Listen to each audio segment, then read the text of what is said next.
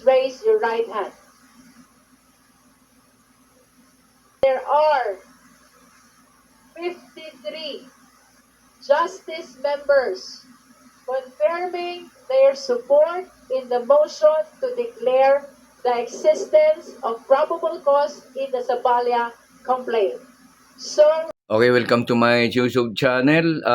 So pang ilan na itong portion na to. Ito yung last portion wherein ang Justice Committee of Congress sa hearing ng impeachment against BP Sara, ito ay napagdesisyonan nila na sufficient of probable cause. So meaning, ito ay tapos na ang hearing nila tungkol sa kung may probable ba o wala. So ang desisyon nila ay mayroong probable cause. So ito ay nag-prepare na sila for a committee report and it will be subjected to the napagbubutuhan sa plenary, no? So wherein ibig sabihin noon, yung report na to ay may probable cause. So pagbutuhan kung makakuha ito ng at least 1/3 ng mga congressman, sa lahat ng congressman sa buong Pilipinas, bubuto nito pag makakuha ito ng 1/3, meaning ito ay magko-conclude na the BP is impeached. So pag sinabi nating impeach, hindi ito deklarado na may kasalanan si BP. Ito ay ibig sabihin nito na yung probable cause ay possible, na ang maghuhusga kung talaga bang may kasalanan o guilty ba talaga siya or not guilty, yun ay mangyayari doon sa hearing or impeachment trial na gagawin sa Senado. Ibig sabihin, ang mga senador natin ay ang tatayong mga trial judges. Okay? At ang impeachment trial na yan ng mga senador ay hindi 100% judiciary. Ibig sabihin, hindi 100% yan na facts ang pagbabasihan, kundi 50% judicial, 50% political. Okay? So yun. So yun so sa ngayon napag-desisyonan na ng committee members on justice na talagang may probable cause. So gagawa na sila ng committee report, then isa-submit sa plenaryo. Kung ibig sabihin, ulitin ko lang, pag sinabi natin sa plenaryo, lahat ng mga congressman ay a-attend o hindi naman may iba a-absent, pero ibig sabihin, yung majority ng mga, or kung kaya nilang umatin o a-attend sila, so basta magiging magiging representative na yun sa kabuuan. So anong tawag niyan sa kung majority ba ay nandyan, okay, higit sa kalahati ay present. So ano yan, yung valid yung okasyon na yun. Dahil kung hindi quorum. So kung quorum, at least quorum ang mga congressman. Okay, so yun. So sa tingin, ito ay siguradong makakuha ng 1/3 man lang ng mga congressman. Okay, so expected na ito ay ma-forward sa Senado. So pagdating na sa Senado, sinabi naman ni Senate President Tito Soto na ito ay forthwith, aaksyonan niya kaagad. Okay? So yun lang. there is a motion to declare the existence of probable cause in the Zabalia complaint. Is there any motion, any second? The same has been seconded. Is there any objection? There is no objection. I understand that this is a unanimous vote, but nevertheless, for accuracy of our record, may we request the justice members to raise their right hands. For those who are voting in favor of the existence of probable cause in the Zabalia complaint, please raise your right hand. So dito sa Zabalia et al. Complaint, ito yung pinagbutuhan nila. So pero ang resulta nga naman nito ay silang lahat bumuto na there's probable cause, lahat ng grounds na pasok sa complaint ni Sabalya, no? So, kung curious kayo kung sino-sino yung mga nagtaas ng kamay nila, ito sila. So, ganon din ito. Makikita ninyo na ganon din, lahat ay bumuto pabor sa nasa Cabrera complaint ay bumuto sila lahat na may probable cause. Okay? So, yun pa rin naman yung mga taong bumuto, 53, walang nag-object, walang nag-abstain, sila pa rin.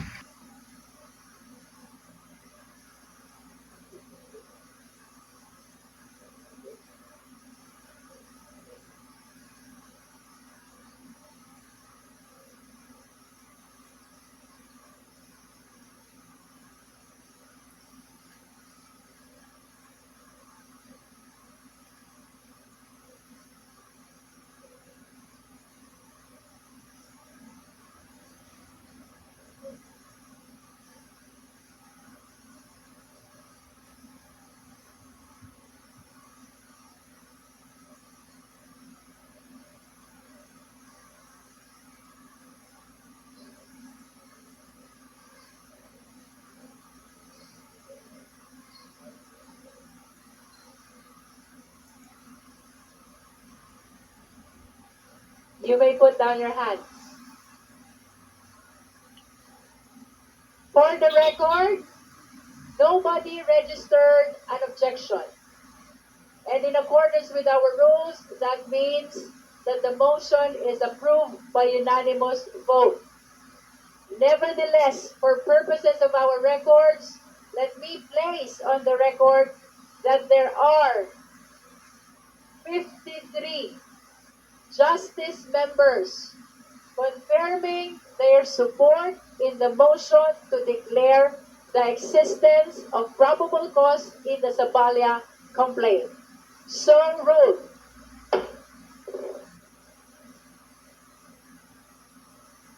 May we solicit the motion for the Cabrera impeachment complaint. Madam Chair, The Honorable Franz Legaspi is recognized again. furthermore, Madam Chair, move to determine the probable cause for the second impeachment complaint, the Cabrera complaint. Thank you, Madam Chair. There is a motion to declare the existence of probable cause in the Cabrera impeachment complaint. Do I hear a second? The same has been seconded. Is there any objection? Again, there is no objection. And pursuant to our rules, this means that the motion is approved by unanimous vote. Again, with the indulgence of the members, for purposes of our record, may we request the members who are present supporting the motion raised by the Honorable Franz Legaspi to raise their right hand. So, ganon din ito. Makikita ninyo na ganon din, lahat ay bumuto pabor sa nasa Cabrera complaint ay bumuto sila lahat na may probable cause. Okay? So, yun pa rin naman yung mga taong bumuto, 53, walang nag-object, walang nag-abstain, sila pa rin.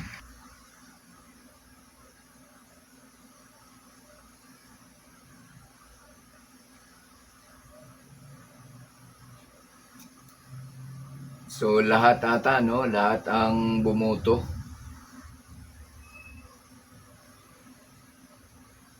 So, 53 na naman ito. Please raise your hand higher.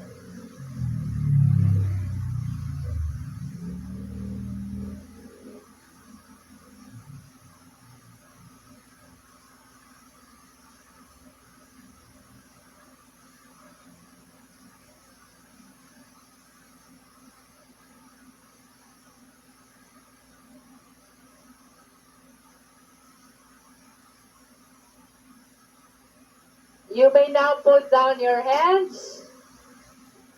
Again, pursuant to our rules, nobody registered an objection to the motion for the declaration of the existence of probable cause in the Cabrera impeachment complaint. That means that the motion is approved by unanimous vote. Nevertheless, let it be placed on record that 53 justice members physically present confirm their support to the motion by raising their hands. So ruled. That concludes our voting. And the chair pronounces that the existence of probable cause has been declared with respect to both the Sabalia complaint and the Cabrera complaint. With that, we direct the committee to prepare the necessary committee report along with the resolution. Madam Chair. The Honorable De Lima. Yes, Madam Chair. There's another matter before that directive. So napagdesisyonan na may probable cause sa lahat ng complaint ng Cabrera and Sabalia. So itong last portion na to ay nag-motion si Congresswoman Laila De Lima na pag-isahin yung Sabalia complaint at ang Cabrera complaint. So pag i-consolidate para iisang hindi tulad na ngayon na isa-isang boto buboto doon sa Sabalia pero pareho lang naman ang grounds at doon sa Cabrera. So this time, then since na pareho naman na may probable cause, pagsamahin na. Kung ang tungkol sa hindi pagdeklara ng salin at ill-gotten wealth, pagsamahin yung yung approach, no? So magkaibang approach sa Sabalia at saka sa Cabrera. This time, pagsamahin na. Okay? So para pag dinala sa plenaryo, na pagbubutuhan sa plenaryo, magkaisa na, hindi na yung kanya-kanya sila. Okay? So yun yung minomotion ni Laila De Lima at ito ay na-approve. So ang dadalhin ngayon doon sa plenaryo ng Kongreso na pagbubutuhan nila kung ipapadala ba yung complaint na yan sa Senado ay iisa lang. Okay? So ulitin ko lang, pag gayon ay ipapadala, kapag bumuto ng at least 1/3 ng Kongreso sa plenaryo na sang-ayon doon sa committee report ng Committee on Justice, impeach na si BP Sara. Impeach pero hindi ibig sabihin nga na siya ay guilty, na siya ay may kasalanan, kundi may possible na totoo ang inakusa, kaya further trial or doon na yung yung nandiyan na yung mga interrogation na i-cross-examine na yung witness, kunya si Madriaga, i-cross-examine na yan siya ng mga lawyers ni BP Sara. Nandiyan na yung questioning ng mga lawyers kung dapat ba tanggapin yung binanggit or dapat sabihin ng lawyer na hindi dapat i-consider yan, di dapat tanggapin yan. So papasok na yung dyan papasok ang galing ng mga abogado to discredit. So lahat yun, hindi lahat sa tingin ko, hindi lahat ng mga binabanggit ngayon dyan sa Kongreso ay admissible. Pwedeng sabihin nila hindi dapat yan. So, pagalingan ang mga lawyers na pagdating sa ganun. Okay? Isa-cite nila. Tulad ng sinasite ng director ng BIR na mayroong code ng BIR code na hindi dapat ganito ganyan. So, kaya para sigurado kung ang prosecution na hindi na naman idulog sa Supreme Court at pag idulog yan, matagalan. So, hindi na nila binuksan kasi may binanggit yung Director of BIR Commissioner na bawal ganito ganyan. So para hindi na ma-delay yung anyway, sapat na. Hindi na kailangang buksan yon dahil sa what is being presented ay sapat na para may probable cause. Okay? So ulitin ko lang, pagalingan na yan pagdating sa Senado kung anong mga isa-cite na mga lawyers to convince the senator judges kung dapat bang i-dismiss yung pinipresent na ebidensya or valid pa din. Okay, yun lang. Of the Honorable Chair to the Committee Secretariat, with respect to the transmittal of the records of this committee to the plenary, meron po akong isa pang motion na gagawin. I respectfully move that the two verified impeachment complaints, the Saballa et al. And the Cabrera complaints, be consolidated. Let me further explain. Pursuant to Rule 3, Section 9 of the House Rules of Procedure in Impeachment Proceedings, this Honorable Committee has already determined unanimously that probable cause exists in both complaints. At this stage, malinaw ang proseso. The committee must submit a resolution setting forth the articles of impeachment for consideration ng House of Representatives in plenary, kung saan kinakailangan ng boto ng at least 1/3 of all members bago ito ma-approve at ma-endorse sa Senado. Precisely for this reason, kailangan malinaw, buo, at magkakaugnay ang mga artikulo ng impeachment. Madam Chair, alam na po natin ito. Both complaints are anchored in the same constitutional grounds under Article 11, Section 2 of the 1987 Philippine Constitution, and arise from the same sets or series of acts katulad ng maling paggamit ng confidential funds na nagbubunga ng graft and corruption, panunumol, posibleng malversation, pagkakaroon ng hindi maipaliwanag at tagong yaman na may kaugnay sa paglabag sa mga obligasyong konstitusyonal at iba pang mga gawain, pananalita at asal na maaring ituring na high crimes at malinaw na paglabag sa tiwala ng publiko o betrayal of public trust. Both impeachment complaints rely on substantially the same evidence and witnesses and taken together establish the same impeachable offenses allegedly committed by the respondent. Pinapayagan po ng ating mga korte ang consolidation ng mga kaso sa ilalim ng same evidence rule doctrine. Several cases have actually enunciated that doctrine. Kasama na po yung kaso ng PNP versus Gutesco, Tianming Development, GR number 183-211, June 5, 2009. Consolidating the two complaints for the purpose of preparing the articles of impeachment will prevent duplication of the work of this committee, managing the risks of confusion, inconsistency, and dilution of the charges when subjected to the constitutional threshold of a 1/3 vote of all members of the House. Malaking tulong po sa mas maayos at episyenteng pagsulong ng proseso kung may isang malinaw, unified, at comprehensive na presentasyon ng mga charges and findings. Consolidation, therefore, I submit, Madam Chair, is not just procedural convenience. It is an institutional necessity.